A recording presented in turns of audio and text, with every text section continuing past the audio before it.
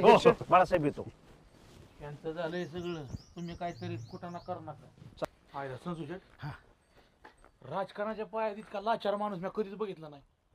आजपर्यंत कधी राव आई बापाच्या पाया पडला नाही, तिथं राव नाक असले बघ. हा ऐका, गावच्या भल्यासाठी त्यांनी चांगलंच केलंय. दोन पार्टी एकत्र येतात. हे असलं कुठं? हा? ओ चेअरमन, तुम्हाला वाटतं मी आता पाया पडलोय म्हणजे मी विसरलोय काय? हे सगळं कालचक्र फिरवणार आणि नंतर व्याजा सकट त्या माणसाकडून. मी तर इथे 4 जणांच्या देखता पाया पडलोय, तुमच्या व्यतिरिक्त कुणाला माहित नाही.